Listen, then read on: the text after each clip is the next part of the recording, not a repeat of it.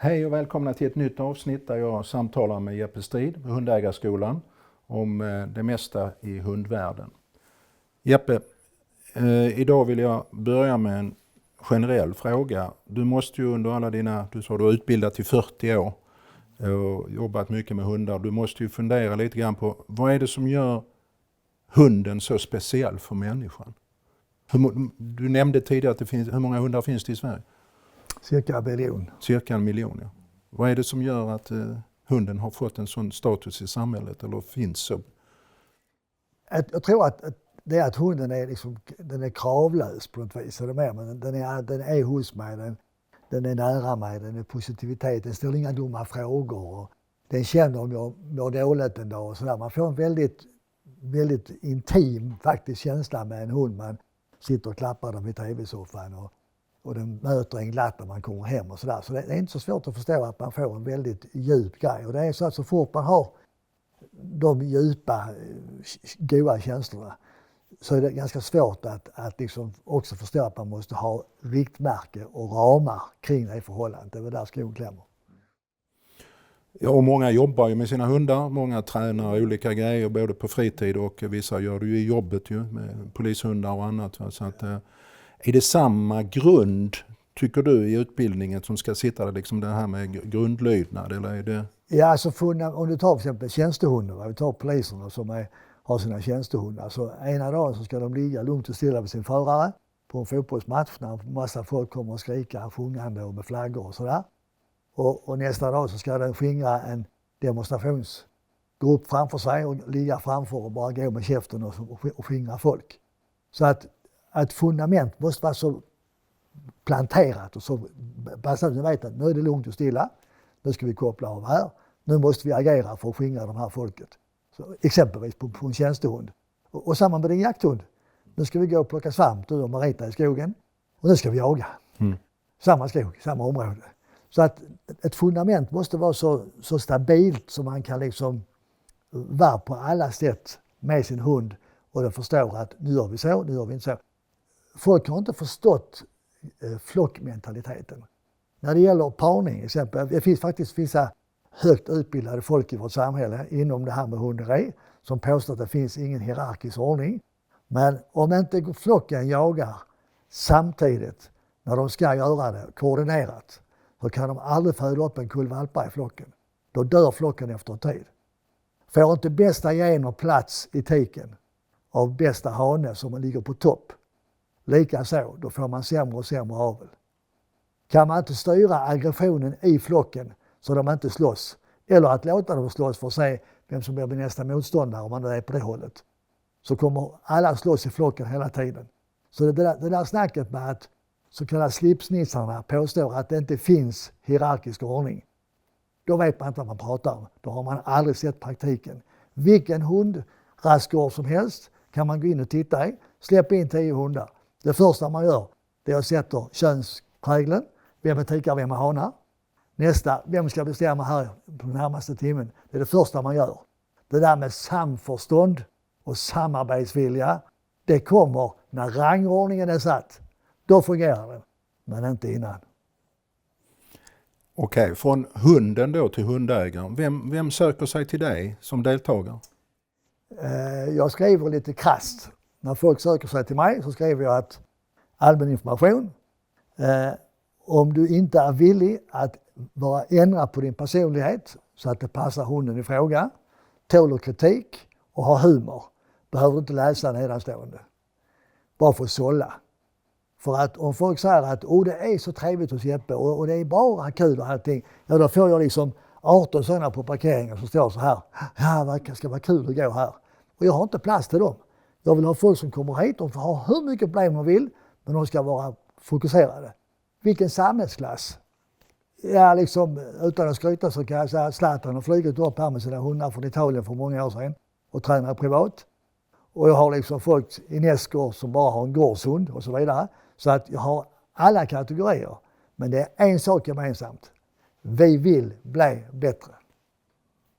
Det är grunden. Men innebär är du lite nyfiken på vem som är bra och dålig elev? Är du lite nyfiken på det? Vem tycker Jeppe är en bra elev? Vem tycker Jeppe är en dålig elev? Kan du förklara det? Är du nyfiken? Nu är det ju jag som ställer frågorna. Ja, jag tar mig rättigheter och jävlas på dig. Ja, nej, men du förklarar du. Ja. Min bästa elev, det är för första en kvinna. Ung kvinna, äldre kvinna, vad som helst, men en kvinna, okej? Som rider. Hon vet om att hästen måste stå i stallgången. Hon ska ge den morötter, hon ska klappa, hon ska rykta den. Men den ska stå i, ja. Och den kan inte springa rätt ut ur boxen och välta rutan och så vidare. Ska kunna lastas ut och in i transporten. Hon har en förståelse för ramarna, okej? Men kommer hit och säger, jag har inte haft hund innan, men jag har ridit i 6 år, kan du hjälpa mig? Det är min absolut önskeelev. Ja? Vet du vem som är min sämsta elev? Den skulle kunna heta Sven Holmberg. Okej? Nu kom du till mig som gröngöling och det var bra. Men hade du kommit idag och sagt att jag har haft 4 hundar och gått mycket på jaktprov och jagar mycket och kan gå kurs hos dig, så hade det varit min absolut sämsta elev.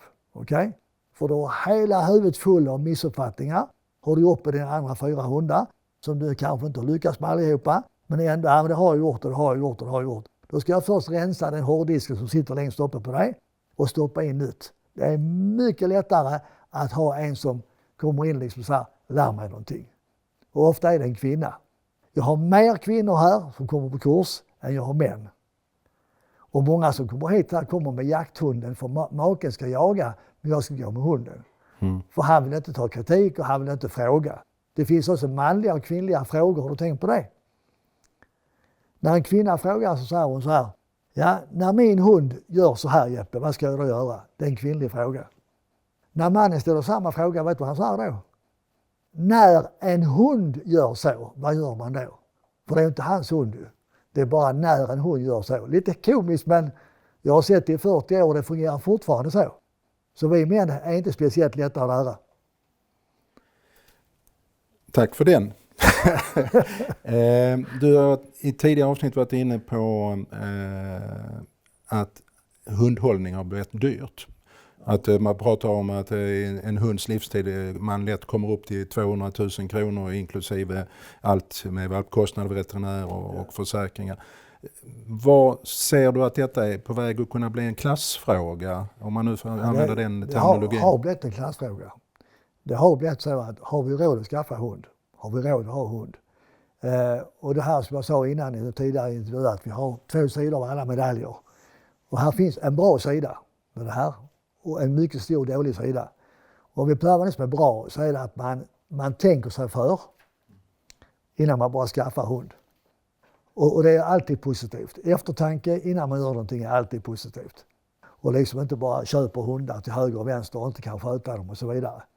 Men det negativa är att jag tycker att alla, framförallt ensamstående, folk med mentala problem och så vidare, som har en hund, en katt också, vilket som man kan klappa och mysa med, som bryr sig om mig som person, är ju en otrolig hjälpande funktion för alla att känna sig sedd, nöjd, glad, omtyckt. Och idag om man är pensionär idag och man kanske har, vad vet jag, 13-14 000 i månaden efter skatt. Där är inte råd till att ha en hund.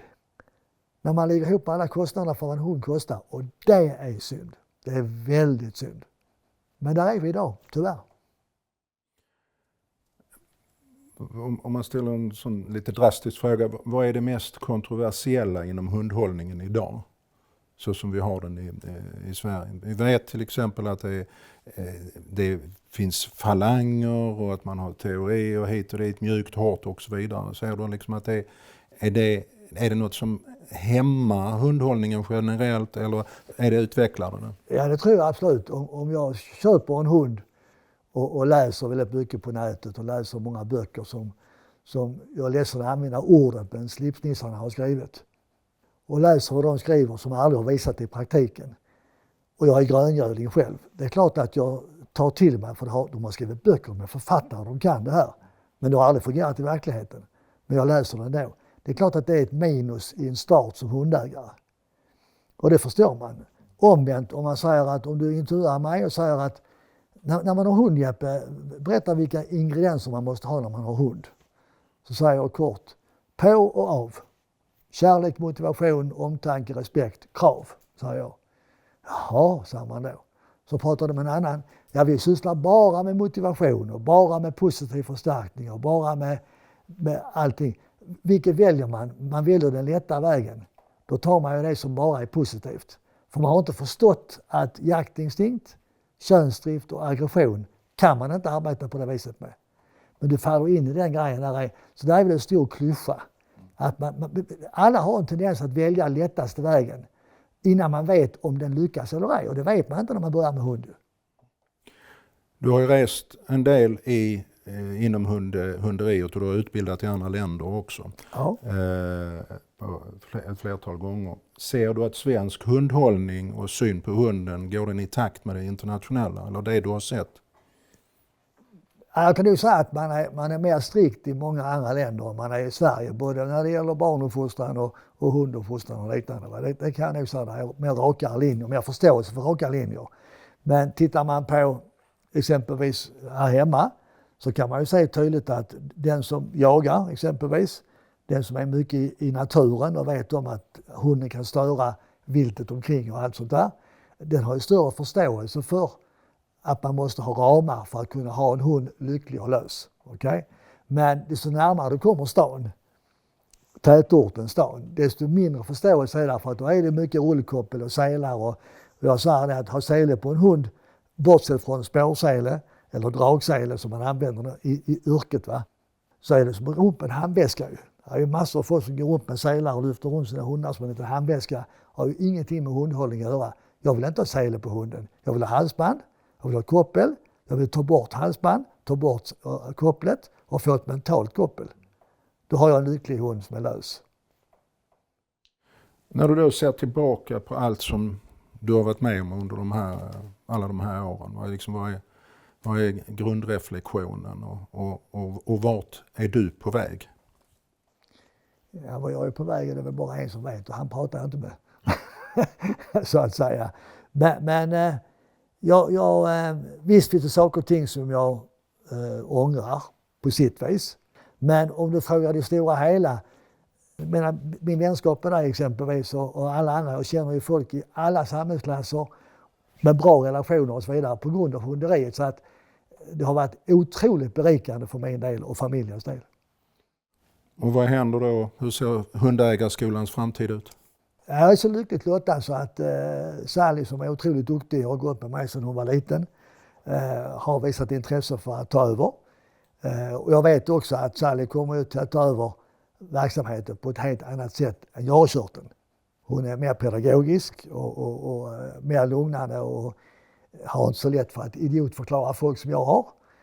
Vilket bara är positivt, och jag hoppas också att alla generationsändringar för det mesta ska bli ett steg bättre på nästa generation. Så man kan väl säga att förhoppningsvis så blir hundägarskolan steg 2 bättre än hundägarskolan steg 1. Hoppas vi. Några korta, snabba. Flexikoppel eller läderkoppel? Läderkoppel. Amstaff eller pudel? Pudel. Förbud för vissa raser eller inte? Kan man inte ha.